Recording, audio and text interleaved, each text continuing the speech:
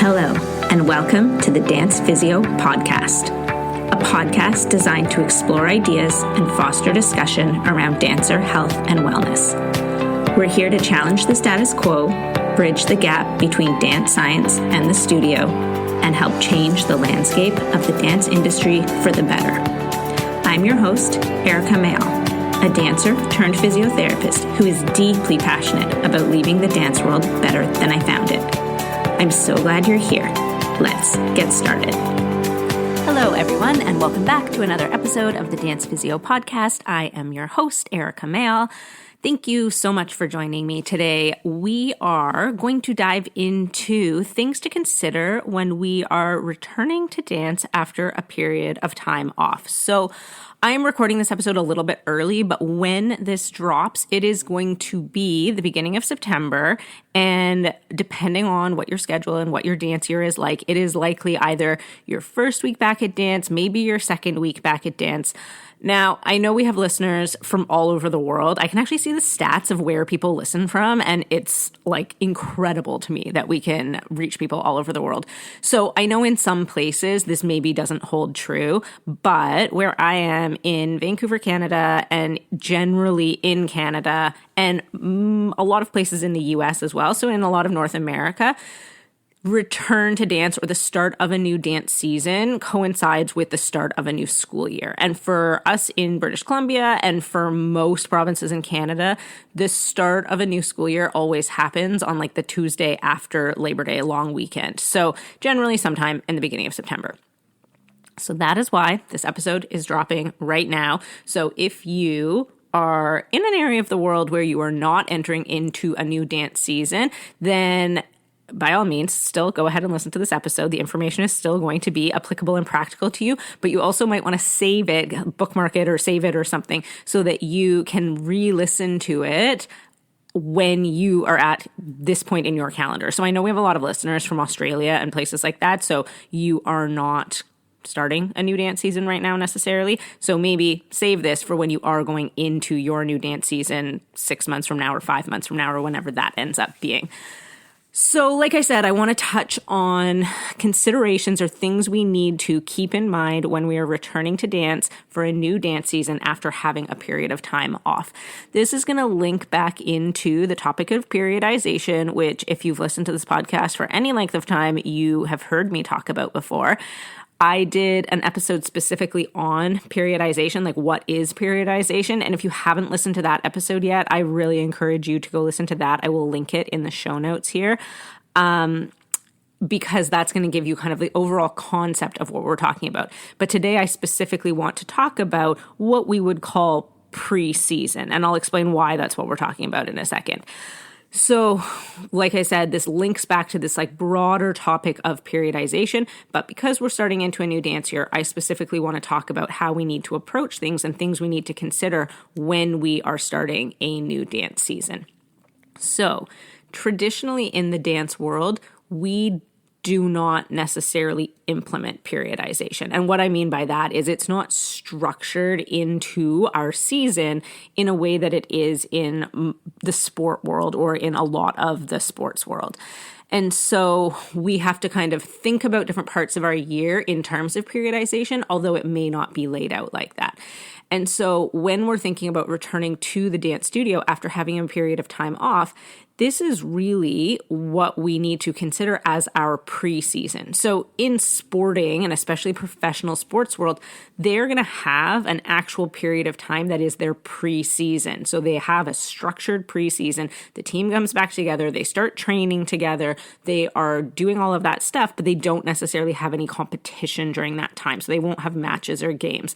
They may, play friendly games. They might do like what are they called? Inter-squad scrimmages, things like that. But for the most part, the purpose of that period of time is for preseason conditioning and preseason like training. In the dance world, we don't traditionally have that. But dancers and athletes, but dancers need a preseason, and I'll talk about why in a second. And so we need to consider the beginning of our dance year as our preseason. We cannot just jump in where we left off the previous year or jump back in at 110%, or we are going to be putting our dancers at risk. One of the biggest questions I get is, how long does that preseason need to be? Or, what should that look like? And that's what I want to dive into today. So I think most dance teachers are fairly good and fairly aware at not, coming in first class day one of a new dance season and throwing things at their dancers at like 200 miles an hour. I think all dance teachers at this point recognize that there needs to be like an easing in period or sort of a building up period when dancers have been off for a chunk of time. However, what I see clinically and my experience in the dance world is this is not nearly long enough. So what I often see is dance teachers in the first week, maybe into the second week, if dancers are lucky, things are, maybe a slightly lower intensity, or things are like a little bit more of like a gradual ease in. And then immediately within like the second week back to classes, things are kind of like ramped right back up and back to like full tilt training where they kind of expect the dancers to be or where they would have left off at the end of a previous season. And that is not nearly enough time for a dancer to adapt to that like loading and to kind of like count or qualify as a preseason. So when we are considering this gradual return to dance, or not even a gradual return, but a gradual return to loading and intensity, it needs to be much longer than what I'm traditionally seeing. And what I will often tell people is it needs to be a minimum of about 6 weeks for the body to be able to accommodate to these changes in training loads. And we'll talk a little bit specifically about tendons in a minute, because that is our biggest consideration when it comes to adapting to these training loads. A lot of people kind of balk when I say that, and they're like, 6 weeks, but that's like, into like, halfway through the first term of the dance season or whatever. But because we do not have a structured preseason that is happening before the dance year starts, we need to build that into the beginning of our season. In Canada, our Thanksgiving is in October, so it falls way earlier than an American Thanksgiving, and I know other places in the world don't even celebrate Thanksgiving, but I quite like Canadian Thanksgiving because it serves as a good marker for me. Like, I'll often talk about preseason or that gradual ramping up in terms of leading up to Canadian Thanksgiving. And it's not always 6 weeks, sometimes it's 5 weeks, but it's a good marker where if we think of everything that we're doing in the studio from the beginning of September, whenever classes go back, when dance goes back, up until Thanksgiving as being preseason, and then coming back from Thanksgiving break, then after that, we're kind of into the main part of the season, or we can kind of like be more higher intensity about our loading and things like that after that Thanksgiving break. Now, if you're in the US or somewhere else that doesn't celebrate Thanksgiving, you can't use that marker or that holiday necessarily, but you can just count 6 weeks on a calendar and really think like, okay, it's going to be potentially mid-October by the time you're actually getting into full training loads and things like that. So a lot of people are surprised when I say that, and especially, the teachers who are used to sort of starting things off slowly, but maybe only for the first week or two of classes, and then they get right back into kind of higher intensity things. So preseason needs to be a lot longer than what it is often kind of built. It's not even built in what is happening practically in studios right now. We also want to consider what the goals of preseason are. So again, when we think back to like overall periodization, if we're going to actually implement periodization into a calendar year, we're going to have dancers coming off of what we call off season. And I've talked about this on previous podcast episodes and the, apparent lack of an off season in the dance world. But in an ideal situation or an ideal scenario, dancers will be coming off of an off season. An off season should incorporate some level of training. And so again, go back, listen to the podcast episode on periodization. But our off season, the goals of off season are to just build general strength and conditioning. So nothing that is dance specific, just working on cardiovascular fitness, working on strength, just general strength and conditioning principles. So if our dancers have been participating in off season training plans, and these aren't going to be crazy intense necessarily, or they don't have to be crazy intense, but they should be doing some sort of training, but it's not going to look dance specific.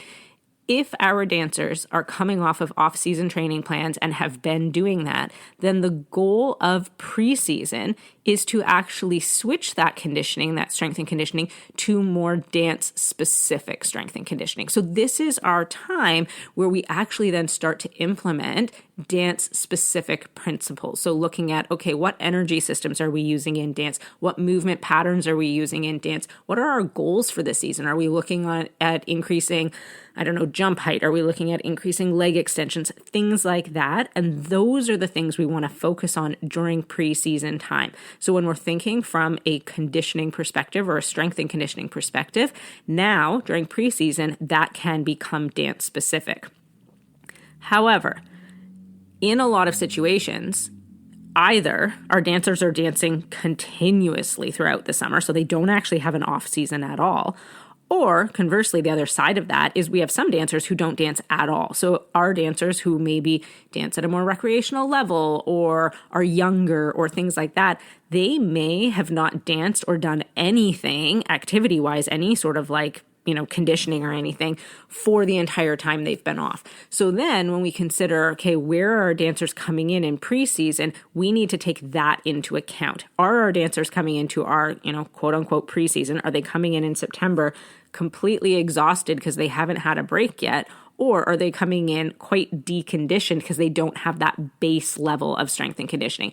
And this makes it really challenging to structure our preseason or our introductory to the new season if dancers are coming in from different kind of levels and different areas. And this is one of the reasons why implementing periodization is so important, because we want everybody kind of being at roughly the same place. And I know that dance, although it is a group activity in the sense that we train together in class settings and, dancers are often competing in groups or they're dancing in companies and groups of people, there's also individual things that go on with dancers. And so the summer is often a time where dancers go and do their own thing. So maybe one dancer's going to one summer intensive and another's going to a different summer intensive and somebody's not dancing at all. And so people are doing different things, and it does make it a little bit tricky compared to maybe a more team sport environment where that's a bit easier to control. All that to say that this is not a perfect science, because in the dance world, because this is not widely implemented yet, it does make it a bit tricky to know exactly what it is that we're wanting to be doing in preseason. But like I said, the goal of preseason is to gradually build up dance-specific strength and conditioning. And I think the key word in that sentence is actually gradually. When we think about what we want our dancers to be doing, we want them to gradually be getting back to the levels of dance that we want them to be dancing at throughout the season. So regardless of where they're coming in from a strength and conditioning perspective, and there might need to be some individuality for dancers from that regard, we still want to treat preseason as a gradual build up in terms of training intensity or in terms of training loading.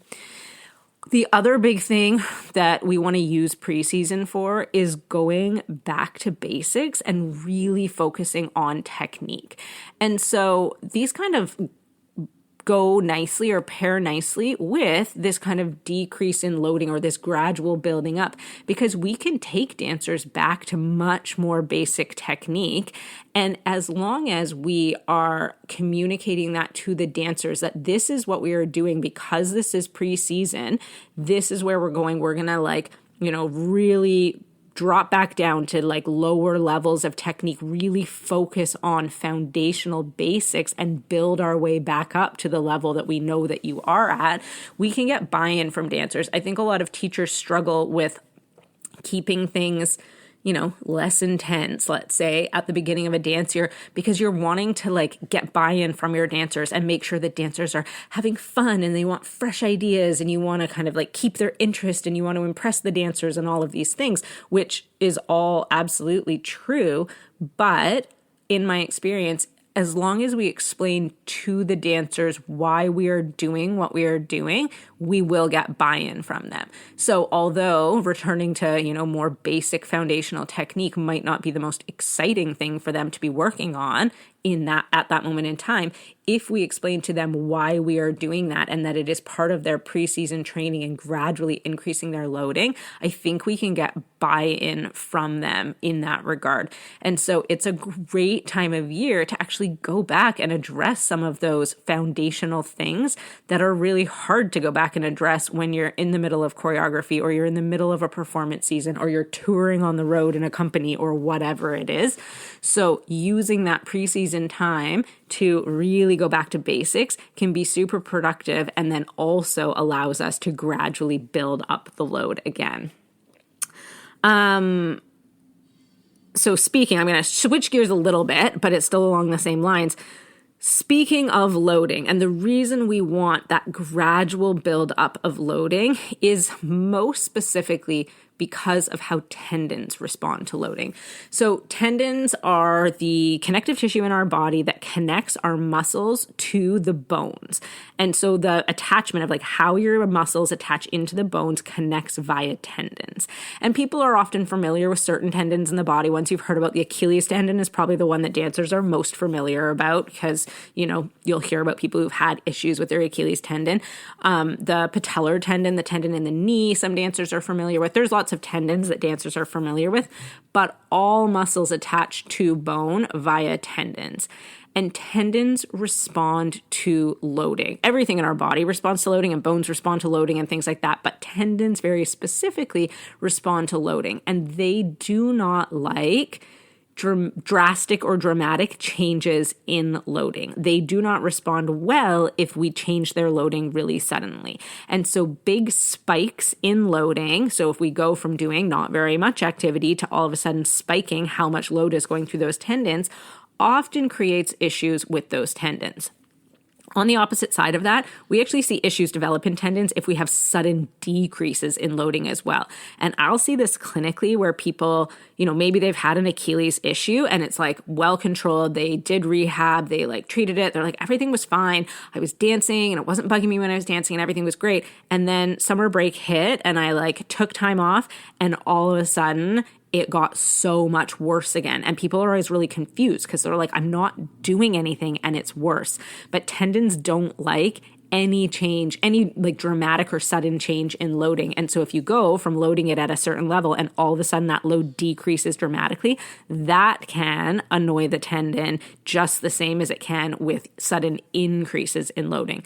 So we always want to think about how those changes of loading are affecting the tissues in our body, and tendons are the thing that are most impacted by this loading. It is therefore no surprise that clinically late September into October is always every year the busiest time in our clinic. And the majority of things that we are treating are often loading related issues. So it's people with Achilles issues, people with plantar fasciitis, people with, quote unquote shin splints. I'm using quotes there because shin splints itself isn't actually a diagnosis. There's all sorts of things that can be happening, but people will come in reporting shin splints. It is those types of things that pop up at the beginning of a year because all of a sudden we've dramatically changed the loading on the body and haven't given the body a gradual enough ramp up to accommodate to that. And so every year that is the busiest time in the clinic, and it's like clockwork. Like I can predict it. So the second week of September is usually relatively quiet. People are just getting back into routine, settling into things. And then by like the end of the third week of September, we're getting all sorts of calls and emails being like, your schedule's full. I can't get an appointment. What do I do? Like it is like this every single year. But a lot of this could be mitigated if we're following a more gradual build up in our preseason. So we're not going from 0 to 100 within the first week or two of dance. We are taking that full 6 weeks to gradually ramp ourselves up in terms of loading. when I'm talking about ramping up, there's two different things we can be talking about. So if we're talking about training load in general, and there is a podcast episode about training load as well, and I will link that in the show notes. I can't remember off the top of my head what episode number it is. So if you want to learn more about like actually what training load is, go back and have a listen to that episode. But when we're talking about training load, things that influence training load, one of the things is intensity. And that's what I've been talking about, is like not going from 0 to 100. So going back to basics, being a little bit less intense about how we're dancing going into the year and gradually building up.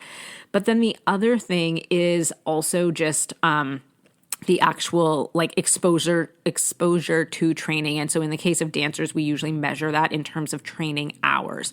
And so one of the groups that we also see really big issues with in the beginning of the season is dancers who have dramatically increased their hours from a previous year.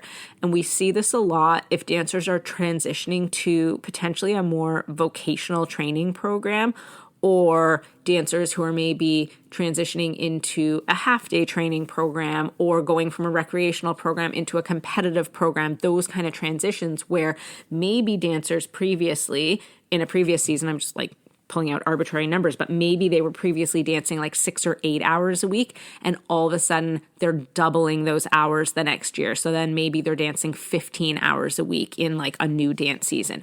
And so in those cases, we need to be even more aware of the gradual buildup of training load, because not only are we trying to get their body conditioned to like where it was previously and get like their, tissues adapting to that loading, but we also then need to have that be able to adapt to the increase in loading. And so I very commonly see dancers struggle a lot in the first, I will say, not even just 6 weeks, but sometimes it takes dancers even up to 3 months to adapt to new training loads if they increase really dramatically like that. So it's just something to consider and keep in the back of our mind when we have dancers who are switching programs or things like that.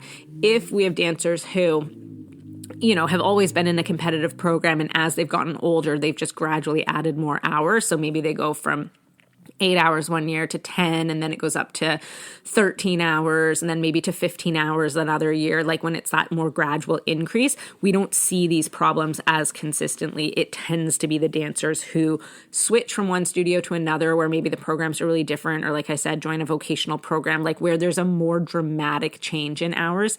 In those dancers, we need to be even more aware of how we're gradually increasing their loading in a preseason plan or when they're first returning back to dance. So I think I'm going to wrap things up there. I don't want to make this episode too long, but just some things for you to consider as we return to the new dance year. We want to treat the first minimum of 6 weeks of the dance year as our preseason, and therefore our goals during that time are to gradually increase our loading and gradually increase dance-specific strength and conditioning. So I guess that's the other thing that I didn't really spend a ton of time talking about, but during those first kind of 6 weeks or during that preseason, one of the things that we should and can be incorporating into our classes is a lot of strength and conditioning work and dance-specific, kind of building dance-specific muscles and those types of things. So you may be spending way less time doing choreography type activities or, tons of combinations and across the floor work and stuff because we're trying to keep the intensity lower, but you can be spending more time than doing dance-specific strength and conditioning to really build our dancers back up to where we want them. So our preseason is going to focus on and prioritize that gradual increase in dance-specific strength and conditioning and the gradual increase of loading, and specifically as a way of protecting our tendons and making sure that our tendons can physiologically adapt to the changes in the loading that we are imposing on the body. So those are my thoughts, something for you to keep in mind as you go into this dance year, that a week or two is not enough to ease back into the dance year. It really needs to be a much longer runway than that, and probably a minimum of 6 weeks. I would love to hear your thoughts, how you implement this into your studio as a dancer. What are you seeing? Is this something your teachers are actually incorporating, or is it just like back to dance, back to, a million miles an hour right away, right out of the gate? Let me know. Send me a message, send me an email. All my contact information is in the show notes. And once again, thank you so much for listening. I really appreciate your support. I know you could be doing anything with your time right now, and I'm so glad that you are here. I hope you have a great rest of your day.